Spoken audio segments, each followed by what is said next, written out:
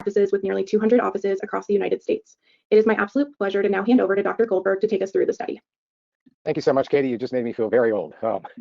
So here we go. So I've been doing this for a very long time, and it's rare that I get presented with technology that I think is as novel as the T2 here is from Artemis. So we're going to talk about why I think it's important to have technology like this, what's going on in the market. We'll talk about the actual device itself, show you some before and afters, and take questions at the end.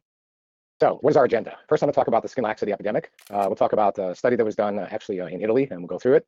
We'll show some before and afters, and then talk T-shape 2 really by the numbers. So the skin laxity epidemic, I think everybody knows this. This so-called Ozempic face and body. It just blows my mind the number of people now who are coming in either with volume loss on their face or on their thighs, even sometimes on their buttock. They're losing weight, but they're also learning to realize what the consequences of that are.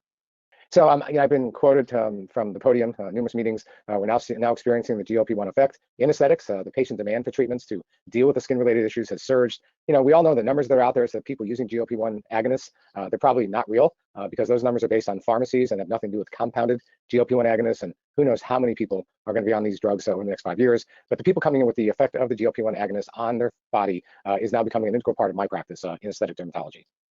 So the skin laxity epidemic, we know the role of these weight loss drugs. We're seeing it really in every age group. The baby boomers, which would be my group, Gen X, the millennials, Gen Z, each showing up a little differently with different issues. Obviously, the younger patients in some ways are more concerned about the effect on their body than some of the baby boomers are, but they're all showing up. And you see some sense of what this weight loss drug scale looks like. It didn't really exist, and now all of a sudden it's gone through the roof, and it's projected to be exponentially larger as we go through the next few years.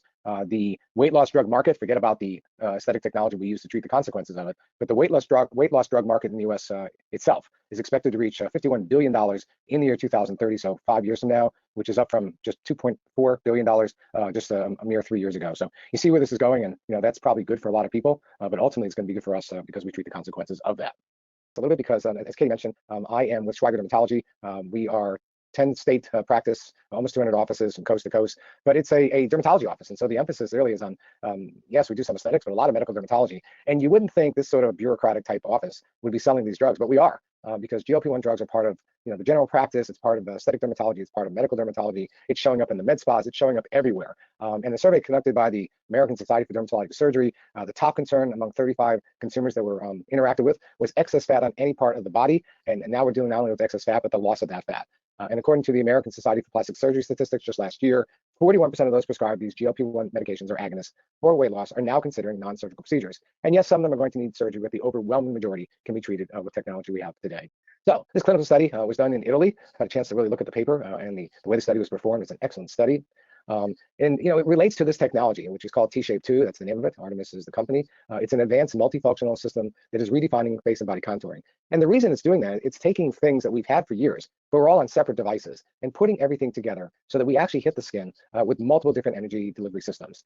So it's an FDA-cleared Class 2 device. That means it can be used by estheticians. Class 3 devices are typically lasers. As I said, it is multifunctional on the face and the body, and it combines 4 advanced technologies: bipolar radiofrequency, low-level laser light therapy, endodermic vacuum suction, and mesospheric therapeutic activation. And because of all 4 of these not being used separately, but being used together, we get a completely non-invasive treatment, which is effective and has virtually no downtime.